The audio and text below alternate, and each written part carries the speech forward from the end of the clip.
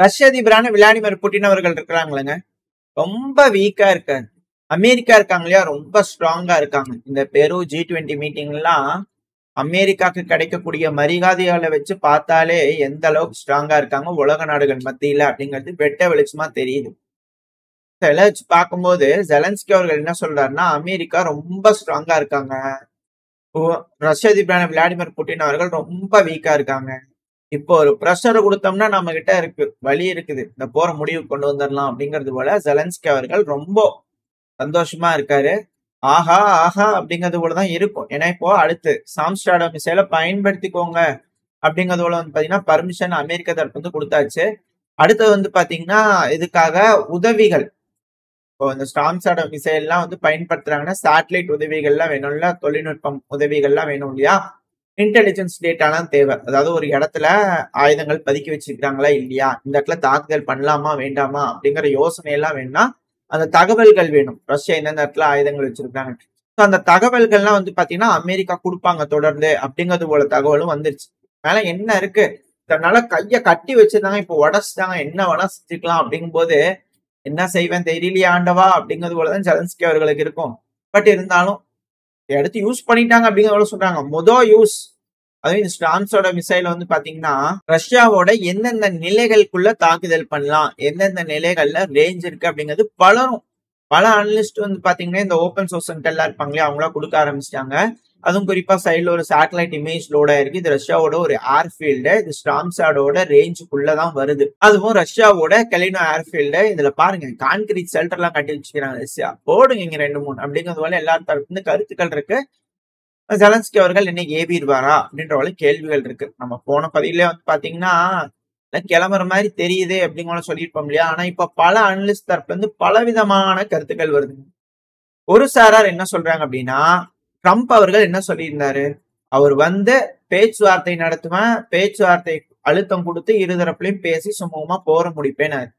அவருக்கு மரியாதை வேணுமா இல்லையா, அவர் பேச்சுக்கு மவுசு வேணுமா இல்லையா, உலக நாடுகள் அமெரிக்கா அதிபர் இப்ப இருக்கிறா இல்லையா ஜோ பைடன் அவர்கள், அவருக்கு எந்த மாதிரியான சிறந்த மரியாதைகள் G20 மாநாட்டிலையும் பெருவிலையும் கொடுக்குறாங்க அப்படிங்கிறது உலகம் பார்த்தாச்சு. இப்ப ட்ரம்ப் அவர்கள் போய் ஏன்பா சொல்றது கேளுவா, நீ வா சொல்றது கேளு, நீ வா சொல்றது கேளுனா போய் அந்த சைடு விளையாடுப்பா ஓரமா அப்படிங்கிறத சொல்லிடுவாங்க இல்லையா, மதிக்க மாட்டாங்க. இப்ப அவருக்கான மதிப்பு வேணும். சோ அந்த ஒரு காரணத்தினால பைடன் அவர்களோட கடைசி காலகட்டம், பதவியில இருக்கக்கூடிய கடைசி காலகட்டத்துல இந்த 2 மாசத்துக்குள்ள எப்படியாவது மேக்சிமம் பிரஷர், ரஷ்யாக்குள்ள மிக பெரும் இழப்புகளை இது போல லாங் ரேஞ்ச் ஸ்ட்ரைக்க கொடுத்து மிக பெரும் இழப்புகளை ஏற்படுத்தி விட்டுட்டாங்க அப்படின்னா அந்த டைம்ல ட்ரம்ப் அவர்கள் வரும்போது ஏன்பா சொன்னா கேளு, பிரச்சனையை நிறுத்திக்கலாம், என்ன இழப்புகள் இருதரப்புல இருக்கு இல்லையா அப்படிங்கிறத அவர் வந்து பேசும்போது ஒருவேளை ரஷ்ய தரப்பு வந்து சமிகைகள் ஓகே அப்படிங்கிறது போல வரலாம் இல்லையா. சோ அதுக்காக மேக்சிமம் பிரஷர் கொடுத்து பாக்குறாங்க அப்படிங்கிறத ஒரு சாரார் தரப்புல இருக்கு. அதாவது பைடன் அவர்கள் டிராப் எல்லாம் வைக்கல அப்படிங்கிறது போல சில சாரார் கருத்து. அமெரிக்கா மொத்தமா முடிவெடுத்து இப்படி செய்யறாங்க அப்படிங்கிறது போல. ஏன்னா இப்ப கூட வந்து பாத்தீங்கன்னா எய்ட் எல்லாம் அனௌன்ஸ் பண்ணிக்கிறார். அதுவும் அமெரிக்கா வந்து பாத்தீங்கன்னா இந்த எய்டு பேக்கேஜ்ல ஹிமார்ஸுக்கு வேணுங்கிற missile, javelin, anti tank missile பல விஷயங்கள் வந்து கொடுத்துக்கிறாங்க உக்ரைனுக்கு. அதுவும் 275 மில்லியன் அமெரிக்க டாலர் அளவுக்கான எய்டு பேக்கேஜ், மிலிட்டரி எய்டு வந்து உக்ரைனுக்கு அப்ரூவ் பண்ணிக்கிறாங்க. ஆல்ரெடி சொன்னதே இதான் வந்திருக்கு, இதையாவது முழுசா கொடுப்பீங்களா அப்படிங்கிற பல லிஸ்ட் வந்து கருத்துக்கள் இருக்கு. பட் இருந்தாலும் இப்ப வரும். அமெரிக்கா வந்து பாத்தீங்கன்னா முடிவெடுத்து தான் இதை செய்யறாங்க, இந்த கட்சி எந்த கட்சின்னு இல்ல, முடிவெடுத்து தான் செய்யறாங்க அப்படிங்கிற சொல்றாங்க. இல்ல இன்னொரு சில சாரார் என்ன சொல்றாங்கன்னா, பைடன் அவர்கள் இருக்கிறாரு இல்லைங்க, அவர் திட்டம் போட்டு ட்ரம்ப் அவர்களை சிக்க வைக்கிறதுக்காக அப்படி செய்தாருங்க.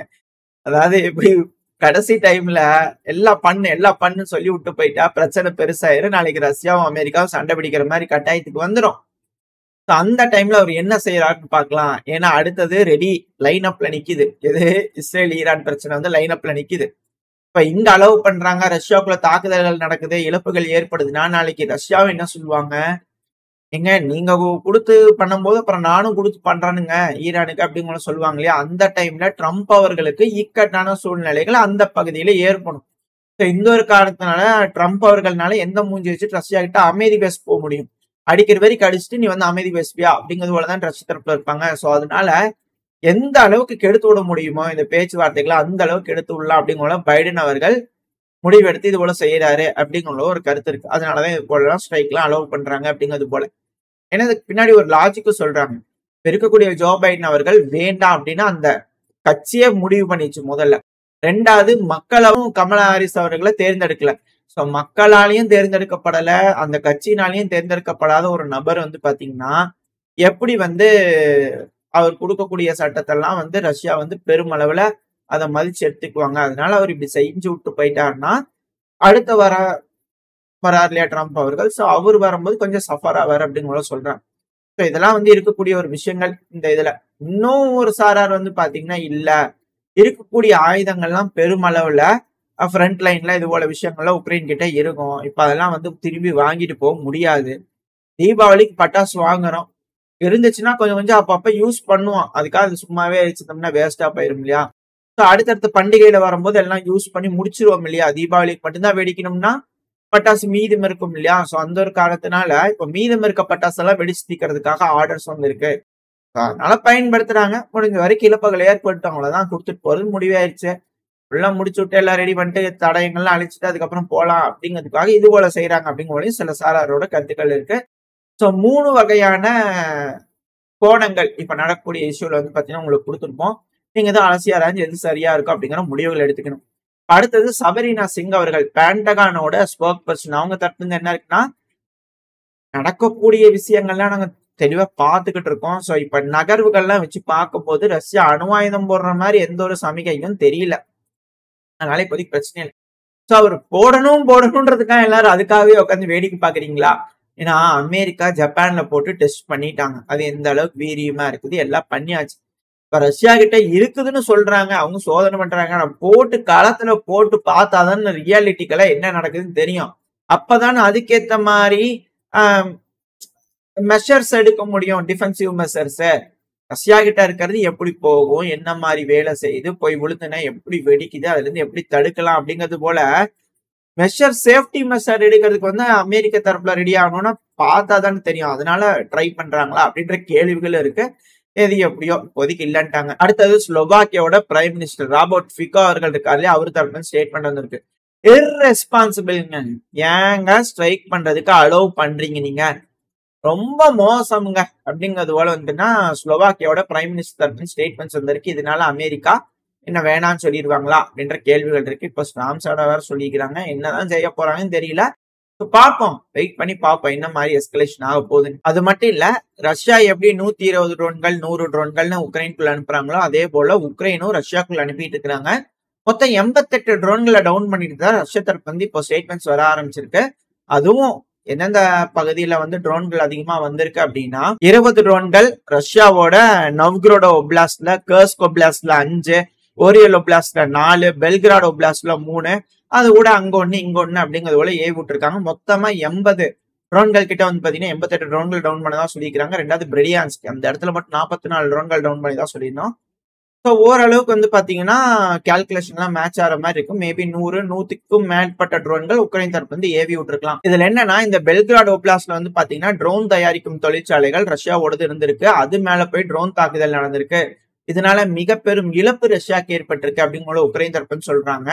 ரஷ்யா தரப்புல ஆமாங்க, ட்ரோன் வந்திருக்கு, விழுந்திருக்கு, வெடி விபத்து ஏற்பட்டிருக்கு, அதனால பெருமளவுல எந்த சேதமும் இல்ல, அந்த சைடு ஓரமா போய் விழுந்திருக்குது அப்படிங்கிறது போல ரஷ்யா தரப்புன்னு சொல்றாங்க. பட் ஆனா வெடி விபத்துகள் பெருமளவுல இருந்திருக்கு அப்படிங்கிற புரிஞ்சுக்க முடியுது. சோ இருதரப்புலையும் சொல்லக்கூடிய செய்திகள் உங்ககிட்ட கொடுத்தாச்சு. நீங்க தான் அலசி ஆராய்ஞ்சு எது சரியா இருக்கும் அப்படின்ற முடிவுகளை எடுத்துக்கணும். அடுத்தது, போன பதிவில் நான் உங்களுக்கு சொல்லியிருப்பேன், எல்லா எம்பசிஸ் வந்து பாத்தீங்கன்னா நாங்க க்ளோஸ் பண்றோம், பெருமளவுல தங்குதல் இருக்கும் அப்படிங்கிறது போல எல்லாரும் எக்ஸ்பெக்ட் பண்றாங்க அப்படிங்கிறது போல அங்க இருக்கக்கூடிய மக்களுக்கு எல்லாம் சொல்லியிருந்தாங்க. 2வது எம்பசிஸ் எல்லாம் க்ளோஸ் பண்ணாங்க இல்லையா. இதுக்கு உக்ரைனோட ஃபாரின் மினிஸ்டர் தரப்புல இருந்து ஒரு ஸ்டேட்மெண்ட் வந்திருக்கு. சும்மா ஓவராலா ரியாக்ட் பண்ணாதீங்க, அப்படிலாம் ஒண்ணும் இல்ல, புரியுதுங்களா? சும்மா ஓவரா ரியாக்ட் பண்ணிட்டு இருக்காதீங்க.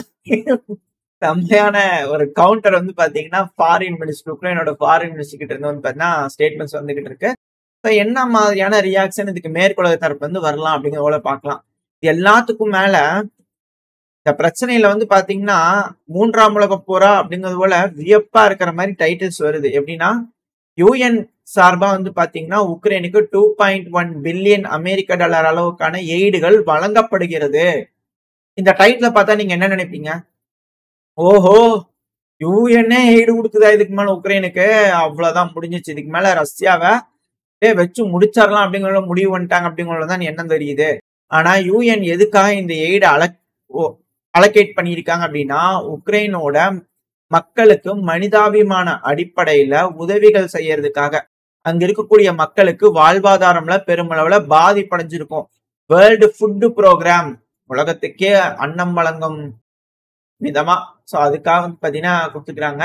ரெண்டாவது மைன்கள் அதிக அளவுல கன்னி வெடிகள்லாம் புதைச்சு வச்சிருக்காங்களே, இப்ப கூட இந்த 200 மில்லியன் அமெரிக்க டாலர் அளவுக்கான எய்டுல அதிகமான கன்னி வெடிகள் கொடுக்குறாங்க. எய்ட கொடுத்து கன்னி வெடிகளை புதைக்கிறதுக்காக கன்னி வெடிகள் கொடுக்குறாங்க. இப்போ யூஎன்ல இருந்து எய்டு கொடுக்கறதுக்குன்னா அந்த கன்னி வெடிகளை எடுக்கிறதுக்கா, எதுக்கு கொடுக்கறது எதுக்கு எடுக்கிறது அப்படிங்கிறத இருக்கு இல்லையா. இதுல எதுக்காக இது டைம் பீரியட் இருக்கு. இந்த 2.1 பில்லியன் அமெரிக்க டாலரும் வந்து பாத்தீங்கன்னா 2025 இருந்து 2027 வரைக்கும் உக்ரைனுக்கு டைமுக்கு ஏற்ப கொடுக்கப்படும். இதனால அந்த மக்களுக்கு வந்து பாத்தீங்கன்னா வாழ்வாதாரம் மீட்டு கொடுக்கப்படும். உக்ரைன்ல வந்து இயல்பு நிலையை திரும்புறதுக்காக யூஎன் தரப்புல இருந்து எய்டுகளை ஒதுக்கீடு பண்றாங்கன்னா முடிஞ்சிருச்சு. அப்ப பிரச்சனை முடிவுக்கு வந்துருச்சா, அதனாலதான் இதெல்லாம் தரீங்களா அப்படிங்கிற கேள்விகள் இருக்கு இல்லையா. இப்ப 2027 வரைக்கும் தராங்கன்னா அது அதோட முடியுதுன்னு அர்த்தம். அப்புறம் தான் ஆரம்பிக்குதுன்னு இல்ல. 2025 இருந்தே இது போல வேலைகள் செய்ய ஆரம்பிக்கிறாங்க அப்படின்னா அதுக்குள்ள முடிஞ்சிருச்சு அப்படிங்கிறது போலதானே அர்த்தம். அப்படிங்கிறது போல பல அனலிஸ்ட் வந்து கருத்துக்கள் இருக்கு. பட் இருந்தாலும் இல்ல, இது எல்லாமே சும்மா இதுக்கு கொடுக்கறதுன்னு சொல்லிட்டு பணத்தை வாங்கி அந்த பணத்தை எடுத்து ஆயுதம் வாங்கிடுவாங்க உக்ரைன் அப்படிங்கிற சில சாரார் வந்து கருத்துக்கள் இருக்கு. எது எப்படியாங்க ஓரளவுக்கு இருக்கக்கூடிய செய்திகள் உங்ககிட்ட கொடுத்தாச்சு. ரஷ்யா உக்ரைன் பிரச்சனையோட கள நிலவரமா இருக்கட்டும், இருக்கக்கூடிய செய்திகளா இருக்கட்டும், உடனுக்குடன் தெரிஞ்சுக்க நம்ம சேனலை சப்ஸ்கிரைப் பண்ணிக்கோங்க. சேனல்கள் செந்தல் டிஃபென்ஸ், செந்தல் டிகோட்ஸ் ரெண்டு சேனலுக்குமே உங்களோட சப்போர்ட் இருக்கும் அப்படிங்கிற நம்பிக்கையில இந்த பதிவை நான் முடிச்சுக்கலாம். இந்த பதிவு நல்லா கொண்ட நம்பிக்கையில அடுத்த பதிவு உங்களை சந்திக்கிறேன். Stay safe. பை.